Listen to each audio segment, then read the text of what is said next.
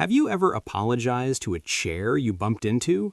Or opened an email with "sorry to bother you" when you're literally doing your job? If that made you laugh a little nervously, keep watching, because what looks like politeness on the surface is actually something much deeper going on underneath. Here's what most people get wrong.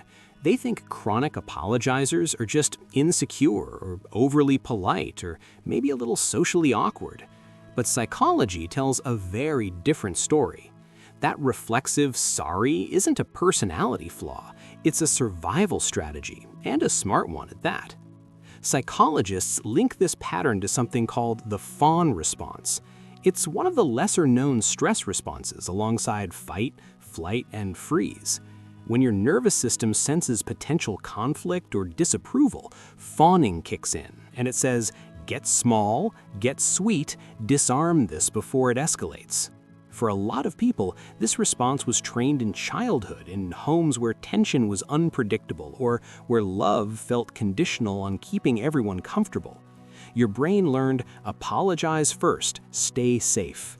Brilliant, honestly, just not always useful 20 years later when you're saying sorry to your Uber driver for breathing too loud.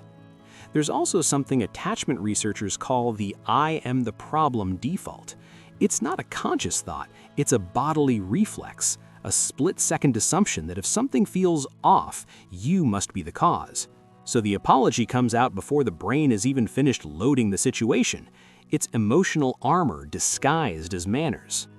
And here's the paradox that makes this really interesting. Over-apologizing doesn't actually make people feel closer to you. Research suggests it does the opposite. When sorry becomes a verbal tick, it loses its meaning. It becomes static. The people who love you start to feel helpless, because how do you reassure someone who apologizes for existing? But here's the part that matters most. If you recognize yourself here, that pattern wasn't born from weakness. It was born from love, a younger version of you doing everything they could to hold things together. The invitation now is just to update the wiring, to practice letting yourself take up space, to notice when sorry is genuine and when it's just fear wearing a polite little mask. You don't need to earn your place in the room. You already have one. If this resonated, tell me in the comments. Do you catch yourself over apologizing? And if you want more of this kind of honest human psychology, subscribing might just be the least apologetic thing you do today.